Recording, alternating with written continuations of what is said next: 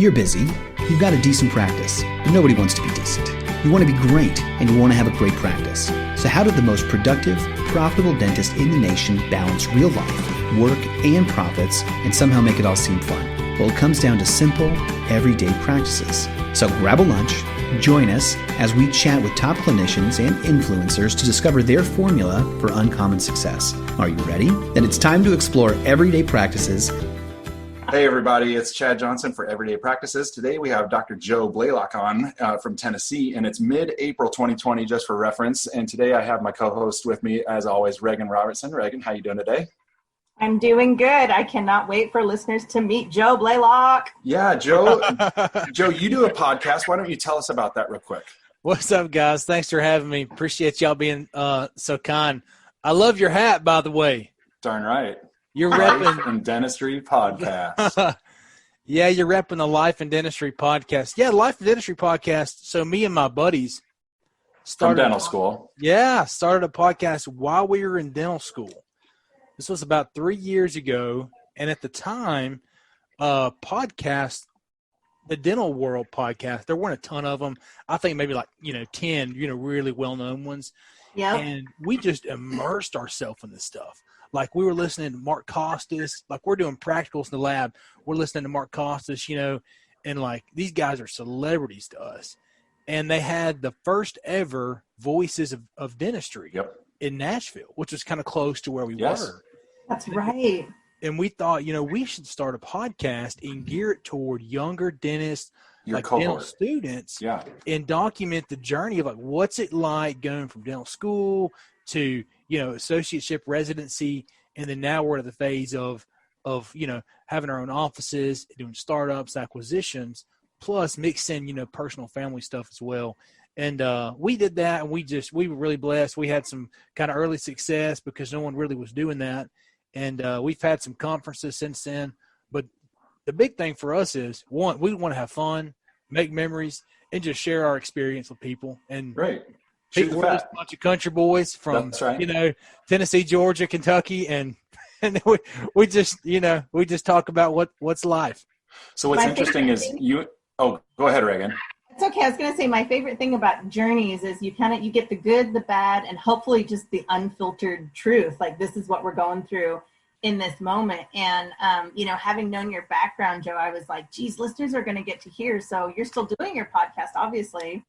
And, now you're going through your startup, and this is quite a historic time for you to be in the situation that you're in. I mean, you're going to have all the bumps and bruises really early on in your career. No doubt. And I'm a guy, I'm kind of a faithful dude. So, I believe, everything happens for a reason, and I'm here for a reason. So to give you a little background on where I'm at, I started right out of school. I was an associate in an office in Cookeville, had a super awesome mentor. And my wife and I really didn't know what to do in the fact that, do we want to live in our hometown, or do we want to kind of branch out and go to a bigger city, right? And long story short, we landed in a town right outside of Knoxville, Tennessee, where the Tennessee Vols play football, to do a startup office. And it's about a year in the making, and I opened right at the end of February, 1st of March, kind of did a soft opening, and we had actually some early signs of success, and we were off to a really good start. And then on our 7th day in, I'm getting this news there's going to be a mandate that you can't physically practice dentistry. Well, I did not plan for that one. Right. You plan for every kind of everything else.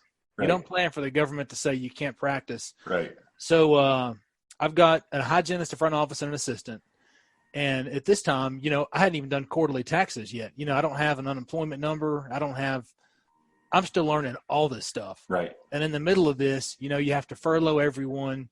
You got to, talk to the banks that you just begged to give you a loan and say, can we just not pay that for a little bit? And can you give me double? Yeah, exactly. I need more, and I can't pay you. So I don't know how that's going to work out. But I'm trying to make the best of it. I'm still, trying to actively learn. I'm in the office today. I'm going to, I'm seeing some emergencies, and having a good attitude about the whole thing. Because one of these days, this is going to end. This will end, and we'll get back to whatever that normal is going to be. And I want to be ready to, be able to have an impact on our patients and our people that work here and families, all that good stuff. So, you and I met at the Voices of Dentistry, and I think it was last year. We met at the Voices of Dentistry, and then as I'm doing the startup, I was trying to take as many, like business classes. That's right. And, stuff that I could, and I got the opportunity to go to the Productive Dentist Academy. Yeah. And funny story about that is, I was pumped about going, and me and Reagan talked about this forever. Like we were going to make it happen, and I got signed up and I was ready to go. And then I've been on the wait list for the COIS. Yes. Right. And it was the same time. So I was like, dude, I really want to go to COIS. I've been on the wait list forever. So I had to decide COIS or PDA. Yep. PDA won. Best decision of my life. So I took my wife with me. She's a nurse, and she actually doesn't have any dental experience, don't really want to be in the dental office, but I do want her to understand why I do the things that I do, why I market a certain way, why, I want certain employees doing certain things. And I know that you guys and Bruce and everybody at PDA can really teach that. So anyway, she went with me. A couple of weeks ago, I was asking her, I said, we traveled a lot this year. I said, what was your favorite trip? And she said, PDA in Dallas. Yeah. I was like, what? I got to tell these guys that. That's awesome. That is awesome. You're gonna totally make the whole team's you're gonna make the whole team's week right now. I think it helps to hear some love and that's right. Yeah, I can't wait to share that story. Your wife, who's a nurse, right? Of all the trips that you took, a dental CE event took. No doubt.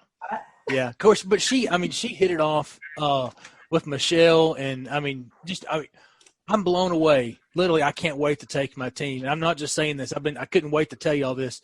But once this is over and I get that money from the banks, I can't wait. I can't wait to take my whole team, to the academy. Once this is all said and done, it'll be something we're looking forward to doing. That is fantastic. Say, are you set up for a COIS course now? No, I'm not. I think I'm just going to wait. I need to get this thing settled. Yep. Well, I'm really excited because late August I'm going to my first COIS course. So really, yep. And just so people know when they're listening to this, what days to block off: September 17th, 18th, 19th for the Productive Dentist Academy's fall event. That's assuming that the zombie apocalypse and COVID and everything simmers down and everything like that, and there's no tornadoes that happen, who knows, whatever, snowfall. But if we can make it happen, we're looking at September 17th, 2020. Just, is that mark that. It'll be in Dallas? Is that where you have it?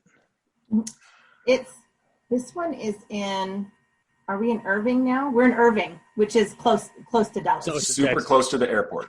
Yeah, really. It's like, it's super close from, is it Dallas Fort Worth? Maybe it was in Irving last time. I just know it was in Texas. I just know it was in Texas. I'm going to be bringing my team, and so we'll have to do a dinner night out at like Heart 8 Barbecue. That place is spectacular. So if we could do a joint team kind of thing, let's make this happen. But I forgot that, Chad, that you said you were going to bring your team, and I got just as excited last time. Yeah, because we're growing, and I've got enough people that don't know the PDA way that we need to make sure that we don't have mutiny. Like people going, wait a second, what is this that you're preaching? So, I got a question for you. You just you brought that up a little bit, and I don't know how much you all talk about that on your podcast, but you said the PDA way. What if you had to sum that up? Well, it's interesting because that is exactly what the branding is on, what they're going into right now. And I must say that Reagan would probably know best. Reagan? It's like the best question I think we've been asked. Well, I think the fact is you can't succinctly say it, but in so many ways, how would you express the PDA way? The PDA way is you're gonna meet your patients where they're at. So I think the PDA way helps you take extremely good care of your business while elevating the patient experience. So there's a lot of misnomers about what being productive means. And I've heard that over the years. Oh, you're just doctors that want to make more money, or you're just pulling in fancy services to get more money from your patients. And the PDA way is opposite of that. The PDA way is about really building strong relationships, leaning into what you're passionate about as a dentist, so that you can provide your patients in your community, make a huge impact in your community by providing just an exceptional experience for your patients. And the reason why I say that the PDA way is it's a good question for us is because I've seen, it's not cookie cutter. So I've seen different pathways to get to your end result. Some people, to be productive means more time at home with your family. So it's serving patients in a different way. For some people it's being authority in your community, and really standing out and having a voice. So I think the PDA way is specific to your dreams as a dentist. I think that's a good answer. Yeah, and from being a friend of Bruce for a long time, and Bruce, I think he was one of the co-founders of PDA. Knowing him since we were actually still in dental school, and just getting to meet you guys and be there in person at the academy, it's true. And it's hard for me to endorse something because I've become such a skeptic. I've been screwed so many times on this startup deal. Talk about the bumps and bruises and stuff. And I think that's just part of, business. You're going to get screwed one way or the other. The dentists of all people, we become jaded as business owners because of we're always getting sold to because we're an easy, soft target. Why is that though? I wonder. When I started with PDA like 9 years ago, I remember the first event I ever went to. It was before I was like officially hired too. I flew down to Texas to hear this doctor speak. That's how Victoria, she was like, come on down and you can meet everybody and see what this is about. I filled up this notebook with so many notes that Bruce took. And one of the doctors that I got to talk to, they had that really scarred feeling of getting screwed over, or like Bruce says, getting hosed. And he wanted to do every marketing thing that we had recommended. Like, he's like, I want to do a new website, and I want a new signage. I want to redo my office. I want to do billboards. And one of the team members said, Doc, that's fantastic.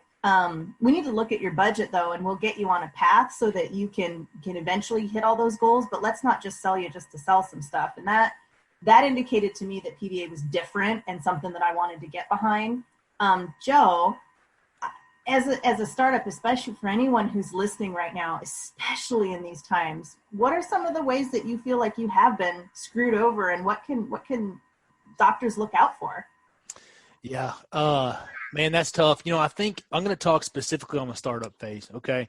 And I'll just kind of in a quick, 5 or 10 minute segment here, I'll tell you what I would do different maybe on a startup. So I did take Scott Luna's breakaway startup course. I think that's a must if you're going to do a startup. I don't think there's another course specifically designed for economically building a startup besides his. He highly recommends not using a design build for your construction phase of it. And I didn't take his advice knowing I should have. I really wish I would have hired a dental specific engineer once I knew where I was going to be. Let them give me the plans and bid that out to a contractor. It's going to cost more up front, but you're going to save money in change orders. I've talked to 3 or 4 people who are doing the same thing I am, and it's just you think you're going to save money, but you're not, and you're going to get hosed in the end. That's probably big mistake number one. Right now, because I got done building the whole thing. Contractors left. A couple days later comes a rainstorm, and it's flooding in my building. My ceiling tiles, like right behind me where I'm at right now, my ceiling tiles, I'm on a cruise. My office manager texts me. She's like, hey, look at this picture. They busted through. The water busted through. My HVAC unit broke. Something wasn't right with the ductwork up there. Ended up having to get a brand new HVAC unit, like $10,000, boom, right off the bat when you start up. So welcome to the club, huh? Yeah, that was mistake number one. Another one is when you're getting your supplies and stuff, really take some time. And I guess this could really be for anyone with an office now. Just have a handle on what you're actually buying. I see a lot of reps it's like, yeah, you need to try this and this, and they'll send it to you. When they send it to you, they'll send you an invoice for something. Did I really need this? Did I know I was purchasing this? And they try to, slide stuff in. I don't know if that's across the board. I've experienced that, and someone else has too. So I wish I had a better handle on exactly what supplies I was getting and needed. It's tedious to get done, but I think in the end, it needs to be done. And, just being confident in what you're doing. I think, me being a young guy, I was dealing with commercial real estate and contractors and, things that I've never had to do. I'm just a dentist.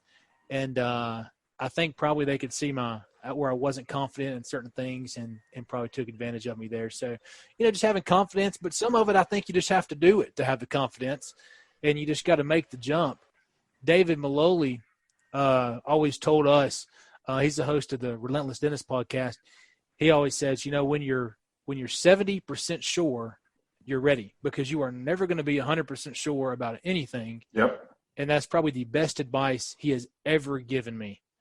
So that's kind of my big things. But there are also things that went really well too. I think Victoria has even quoted that, Reagan, she's said before, like if you feel like in your heart you've got 80%, like good on that, I think that's the number she talks about. So it's funny that transcendent wisdom is passed on and stuff like that. For the listener's sake, I thought I would point out Dr. Blalock here. Joe, you're originally from Pleasant Hill. I'm originally from Pleasant Hill, but I'm from the northern Iowa Pleasant Hill, and you're from the southern Tennessee Pleasant Hill. Yeah, but Pleasant Hill Hornets. The first shout out to the Pleasant Hill Hornet on a dental podcast ever in the history of the world. I guarantee. Ever. Maybe in the history of a podcast. See, and Pleasant Hill is consolidated in Iowa, so we're part of the Rams. So we're the Rams, and it's not Pleasant Hill Rams. Like we don't even have technically a school. But I thought I'd also point out just for people for reference, out of hearing the accent or lack of accent, because you don't have an accent, do you, Joe? No, but you're practicing in Crossville, and that's also where Johnny Shanks is from, a dear PDA friend that's helping. Johnny Shanks. Yeah, shout out to Johnny. Yeah, and he's also guided me and helped mentor me on my PPO journey, and so more to come on him in my book that I'm hoping to wrap up maybe this year or start it next year or whatever. But what's funny is I was thinking about you and Johnny being from the same area and stuff. And when you said long story short, and I was just like, shoot, that's what Johnny says. I was just like, I don't know if it's something from your area, because I've heard that plenty before, but I was just like, I thought it was funny that you were saying, long story short. And I was just like, you guys must be used to telling long stories and you're just wanting to cut it short. Cause long story short. That's how it is in the South. We just long story short. Yeah, pull up a chair. We'll be here all night. Now, that's cool. Johnny actually was so he's about 10 years older than me. Yeah. And it's cool because he did literally the exact same, process that I did. Yep. And my sister is his main assistant, and my cousin is his hygienist, which is even a smaller world there. Yeah. But I really mocked a lot of the model what I did kind of after what he did, because, when you look at where I want to be in, 5-10 years, he's kind of been there, done that. Yep. Yeah. Find somebody who's done it and, just try to keep on going. So I was in his office with the measuring tape for a long time, all right, this room's got to be this big to make it work, Well, yeah. And cause he had done the breakaway stuff, like he's got the utility wall, if you remember in his office, he's got that and whatnot. So he's got a great template for you to build off of seeing also breakaway in action. Right. Yeah. Yeah. Yeah. And he's a big believer in PDA as well. We talked a lot. Sure. He's one of the guys that kind of pushed me toward, because I knew Bruce before I knew PDA. I don't know. This is a little bit of a story, but it's kind of interesting. The way we met Bruce is, you got to remember, we're in dental school. We're super naive about how all this works. We don't think, this time dental CE is not cool. We really don't want to learn anymore. We just want to graduate. Sure. And we're hoping somebody's going to write us a check when we do it. And, and so we're in Dallas with Justin Moody taking the implant pathway course like 2 or 3 weeks before we graduated dental school, because we became buddies with Justin and he had just started his course. We went to the hotel that night, the Gaylord hotel in Dallas, and Vanilla Ice is there at the bar, and one of one of Justin Moody's partners at the time, Mike Fromm, was kind of over there too, and we didn't know everyone, but everyone was kind of acting like there was another celebrity there too. We're like, dang, this is kind of a pretty cool place. Like, how did we end up here? You know, we're just having fun. And 2 or 3 weeks before that, we had a video call with Bruce Baird because he heard about our podcast and he wanted just to know more about it and probably get on. Well, I saw a familiar looking dude standing up there talking to Justin Moody, and all these guys are around him like he's a celebrity. So initially we're kind of used to these celebrities being around, like, dang, I wonder who's this cat, you know? And then he turns around and we're like, dude, that's Bruce. And he looks at us, he's like, oh, the Kentucky boys. And Cynthia was there too. And we talked all night, and Cynthia was like, hey, she's like, y'all come over and stay at our place before you go home. You know, we went, and me and Cole crashed on his couch and swam in his pool. He fed us, you know, drove us to the office, and we got to do a little. We did an over the shoulder before we even over the shoulder. Yeah, we didn't even know that was a thing, and he's like, "Yeah, come shadow at the office," and you know, we didn't know how good we had it, you know, when we were doing that. Did you shadow Joe with him in his office? Yeah. Lucky duck. Yeah, it was cool. We didn't know at the time. Like I said, we were still in dental school. You know, we didn't know how big of a deal he was and how cool, you know, how different his office was. But I can still remember that day, and it was really neat. So that was kind of like our initial, you know, start to PDA. You know, we just associated Bruce and Cynthia's house and their couch. No, and that's them at the heart. Like that is all them, and that is exactly my first introduction to Bruce and Cynthia was the same way. Like they're so welcoming. They'll teach you what they know. They're just I don't know, down home, good Southern people. Yep. Real good people. No offense to you Northerners, but you know, in Iowa, I kind of play both sides of the fence. I think, like, you know, I really do. Like, I feel like there's enough Missouri in Iowa and there's enough Minnesota in Iowa that if need be, I'm kind of like, I don't know. I'd like to think of myself as kind of neutral. You know, I'm pro South and I'm pro North, whatever. You know? I look at you and I think neutral, honestly. I'm neutral. Iowa's pretty neutral about everything. But you know, if I go to your area long enough, and I mean about a week or so, I can start talking like I'm from there. Can you really? Oh yeah. I don't do accents also hot, but boy, I can get a Southern drawl pretty quick. That's good. When I get mad, my kids say when I get mad, I get a Southern drawl out of nowhere. Wow. That's hilarious. I don't know why. It must just like slip right out. And I do say y'all a lot now. So that is normal vernacular in this whole house, even though I'm up in Washington. Yeah, but, I'd love to hear Reagan say, Chitlin, you better get in the house. That's so funny. Oh, you know, I wanted to point out, like, for me, the PDA way, and, you know, I'm looking forward to in September spending some time with you, but, you know, like, it has to do, like, just some of the technicals, tracking your data, knowing your stats, relationship building with patients and with your team, scheduling, team incentives. That's pretty much like the meat of it. And then, like, Reagan, why I deferred to you, because it was like I wanted you to describe the bigger concept, but really a lot of times dentists go, what is the meat of it? So both answers are kind of important to know the bigger perspective, but also it's just like, no, that's the meat of it. You know, it's like involving some team incentives, building relationships with your patients and with your team. And, you know, you could call it rapport or whatever, linking, you know, tracking data and scheduling. And there's probably one more that I'm missing, because normally, like, I can, you know, there's like 4 or 5 kind of things that if you boil it down, like in an elevator talk, those are what you're looking at. That is a good engineering answer, Chad. Sorry. Yeah. No, it's good. I like that. It is good because it's hard to, and for me, from being there, I knew that in my mind. But I actually it's hard to articulate that actually, you know, very specifically. Yep. And that's a good, you know, that also leads to a good point of, I'm one of those guys who, you know, I feel like I'm fairly intuitive. I'm a good, we call wing it. I can wing it, you know, and really get by. But there comes a time when you're leading a team and you're leading an office and you are running a business where you can certainly rely on those skills, but you have to have a detailed, scripted game plan to execute. Because I heard somewhere John Maxwell says, time spent, whatever time you spend planning saves twice the time in execution, something like that, and going to PDA for me really helped me have you have a workbook. So you know what we're talking about. You can go to the page and say, okay, these are the different things. You talk about incentives. I can sit here in my mind and think, I want to do incentives. Well, how are you going to do that where it actually makes sense to everyone? Or, keeping track of your numbers. I was saying, like supplies and stuff. Well, it sounds, I need to keep track of that. Well, it's easier said than done. Sometimes you need a coach or you need a playbook to show you how to do it, because Peyton Manning can throw a football.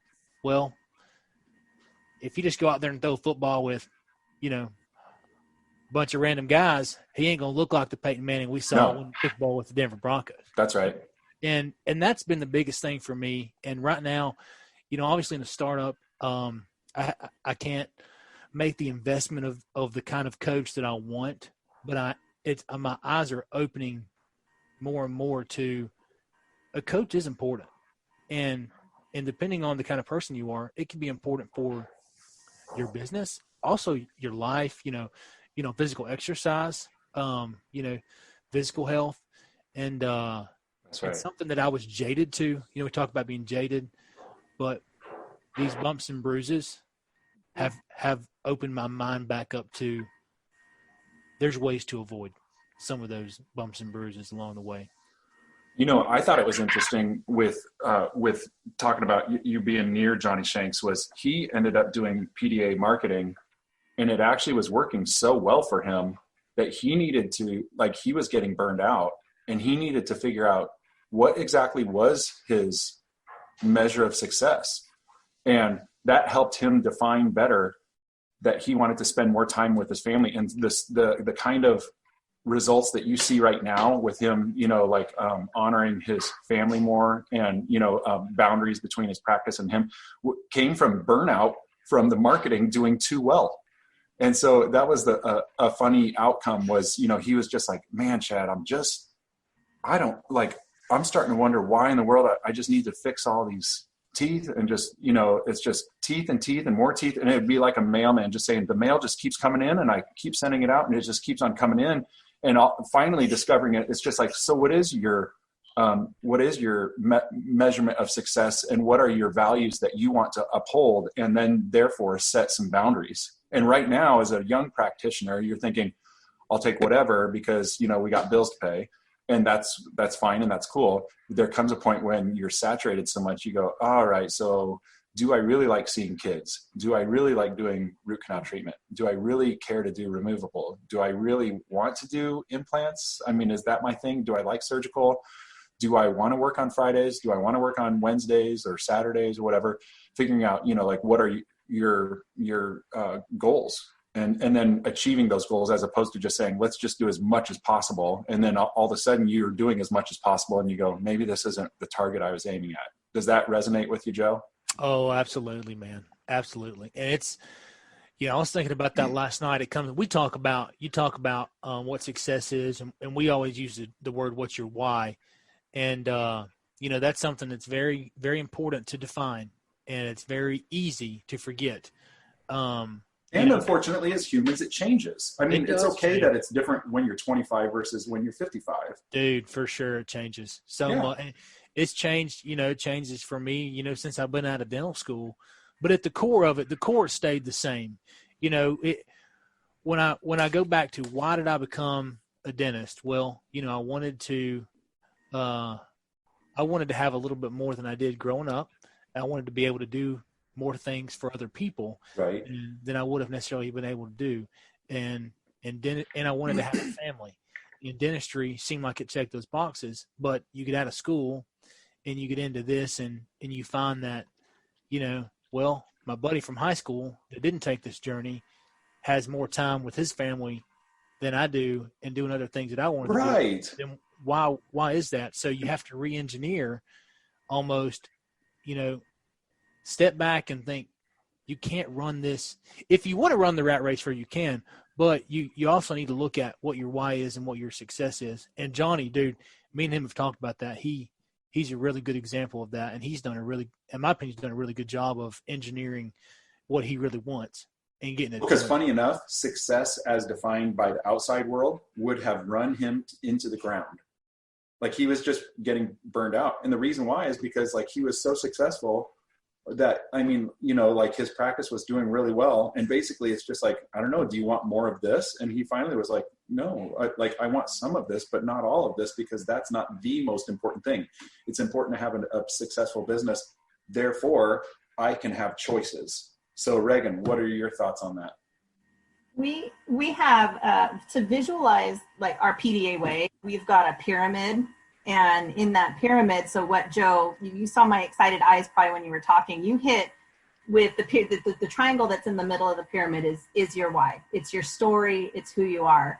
And as you learned, like going through dental school, a lot of doctors do, you have really three big key components in a practice. You've got your clinical proficiency, you've got your business, you're going to show it. You got your business acumen, and you've got productive systems or productive outcomes, which is the patient experience there in that little example that Chad is showing you on screen. So you've got all of those things, and you're not going to be a 10 at all of them. I'm not a 10 at all the aspects of my personal and professional life. So great business owners, the ones that I admire, when you say, like, you look at Justin Moody and you're like, he is my celebrity, or you look at Bruce Baird, he is my celebrity, it's because they have figured out that they can measure their success in certain areas, and they know the areas they are weak, and they go find guidance. They go find a guide that's going to give them the tips that they need to bring that up. And so to your testament, Chad, it's going to change dramatically over time, but your why and your core values, those can transition with families, children, things like that. But really, you at your heart still kind of remain the same in that center. It just, it grows with you. And, so that, boy, you guys just nailed it. I'm going to be quiet now. That's cool. I didn't realize. I love how it kind of circled back to that pyramid. And I think that's what draws me to you guys. And that's just how, me and Bruce, 3 years ago got connected, is because like-minded people, people who want that clinical success, want that personal success, but also at the core of it, do it because they want their core values to succeed and to, resonate in who they are. Those kind of people come together, somehow, and they learn off each other. And there's a lot of courses out there, that I've been to. I've been to a bunch of them in 3 years, but really PDA was the only one where I felt good the whole time. Everybody's hugging me back when we could hug each other. Remember that? I miss hugs. Yeah, I know. Handshakes and high fives. And we've got 3 extroverts right here. Yeah, no doubt about it. That's what we'll tell our kids. Back in the day, you go to the store. We used to have greeters at Walmart, kids. shaking hands. What happened? I didn't even think about it like that. They'd even pay people to do it. Stranger?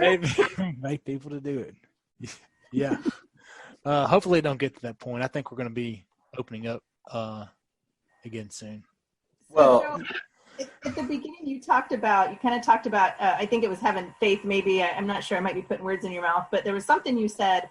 And, for me, like if I put myself in your shoes and I just got out of school, have the debt, I'm feeling excited. I finally worked up to get my own practice. And then you have your building leaking, like, right as it opens, you get told by the government you got to shut down. You have a tornado in your area. Luckily, you were fine, but, right close by you. You seem so buoyant. You seem so resilient and even optimistic right now and hopeful. What is your little secret to that? How do you keep a positive attitude through all this junk going on? Yeah, I think it's just I just choose to be happy. I'm a happy dude.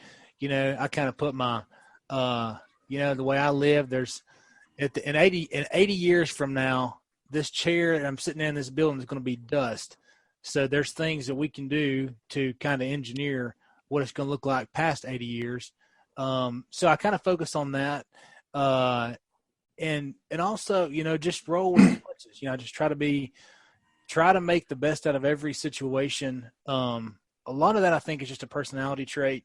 I'm one of those guys, when the problem comes up, the first thing I think of is, how do we fix it? Now, my wife, I love her to death. We're together for a reason, because she would not think how to fix it. She's like, what? There's a problem. I'm thinking, well, this is the solution to the problem, right. But just trying to think of the positive things about it. At the end of the day, it's going to be fine. Dumber people have done it. In the history of the world, really, we were living in a pretty good spot. I mean, people on planet Earth have really suffered, right. We have, even people who don't have a lot, we still had access to food, healthcare, water, right. Shelter. Most people who have lived on planet Earth have not had that. So there's always something to be grateful for. And if you think about every day, make it a habit to think about one or two things you're grateful for, or something good that happened to you. I think it's just going to add years to your life. Care about other people, love other people. One of the core values at our office, the first core value at our office, is love people. So, everybody's struggling, everybody's going through something, smile. My wife likes the TikTok stuff. You said TikTok, so I think everybody's smiling on the TikTok, I love the TikTok because it's like my feed is just filled up with positivity. Yeah, it is. Everything that I love is there. I'm like, this is the best at Facebook. No, it's like people shouting at each other. Yeah, it's true. It's kind of I was actually talking to her this morning. I think that, and I don't know about the dudes, it seems like middle-aged ladies have really took to TikTok. Yeah, I know, right? and a lot of the TikToks that she shows me are husbands making fun of their wives for watching TikTok. I'm like, yeah, so I'm not alone. I'm right there with everybody else. She's like, we're laying in bed at night. She's on the TikTok, and I'm like, I'm tired. She's like, watch this. This is so funny. I'm like, I don't think it's that funny. Right. I can't. There's certain things I'm not allowed, like comic strips. My husband does not think comic strips are funny in any way, shape, or form. So do not. And I try. I'm like, but this makes me laugh so hard. Just look, and he's like, nope. Yeah, different things, I guess, make people laugh. But yeah. No, it's cool. And I'm trying to, I've not changed my strategy on marketing and things like that with my office. My goal was to really get myself out there, have a strong social media presence, photos, videos, and it's hard, like you don't have the confidence to do it sometimes because you're the young new guy. I'm like for sure the only dentist in their 20s, in this town, and I feel like, what are they going to think of me? They're going to think this young guy's coming in here, stealing our thunder. But I've not thought about it. I've kept going. I'm releasing videos every week. I'm doing this thing where I'm letting people ask questions online about what happens if your crown comes off. What's the best way to floss? How do you brush your teeth? Like, and doing that in my office and posting it. Trying to position myself for when this thing's over with. Somebody's going to have to take care of these patients, and we're like hair salons. My hair's shaggy, people's teeth are dirty. They're going to be wanting to come in and get back going, and just being there with the arms open, getting your systems in place, ready to go whenever that time is. Listen to that. Yeah. I know. Like box you up, Joe, and give you out as a starter kit for students. I tell you what, well, one of the reasons I wanted to do a startup was I feel like you have to go through a lot of the bumps and bruises to be able to know it. And I wanted to know it all. And it's almost like I chose this. Another thing David Maloney says is enter the tunnel you're afraid of the most. I was scared of a startup. I knew it would be freaking awesome.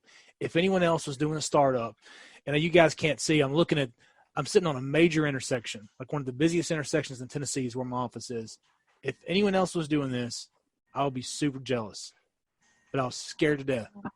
And that's how I knew it was the right thing to do. So I took this journey that way. Now, when someone calls me, and they're where I was a year ago, I'm like, oh yeah, no big deal. Here's what you need to do.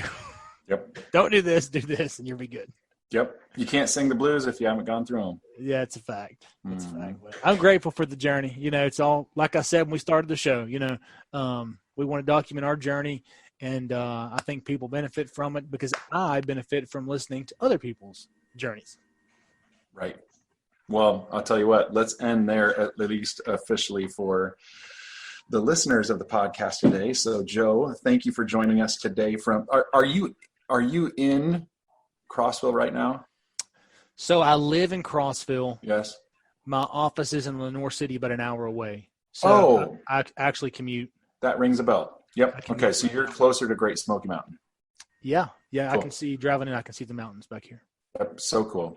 Well, guys, thanks for joining us today. Reagan, thanks as well for joining on. And Joe, I want to say thanks to you because what the listeners don't know is I had to reschedule on you as we were closed, but I was going to get some dental equipment from a guy that was going to be throwing it away. And so, a shout out to them for giving the equipment to me, and that was really cool. Dr. Kimball and Beecher from Waterloo, Iowa area, and that was really cool of them to give that away. But nonetheless, it sent us into a rescheduling. So Joe, just publicly, thank you for being willing to kind of bend on that and stuff like that. All right, one final question. Reagan, hit it. Bacon or eggs? Bacon. There you have it, Dave. That was boom, bacon. All day. What's your favorite way to make bacon before we go? Fried on a skillet. My granny has to make it though. Oh, now I want to try Granny's bacon. Oh my gosh, I bet that's Is she and black? I like it dipped in chocolate gravy. What's chocolate gravy? There you go. You got to look it up. It's great. It's the best thing in the world. Is she back in Pleasant Hill? Yeah, she is in Pleasant Hill. Okay. Yeah, well, when I'm going down Interstate 40, I think about a mile away or an hour away, I might call and say, dude, no joke. What are you up to? Call anytime. My Google search history just got a lot more colorful. Yeah, that's right. Well, thanks everyone for listening today, and we're going to head on out, and then we'll probably have the most fun conversation that you'll never hear. But if it does get good, maybe we'll edit it on here. So thanks for joining us today for a great episode with Joe and Reagan and me. Y'all have a great rest of the day. Take care. Bring your lunch or take us to the gym again next week to improve your everyday practices. Also, subscribe on iTunes, follow us on social media, and sign up for our email list. Now get out there and win with everyday practices.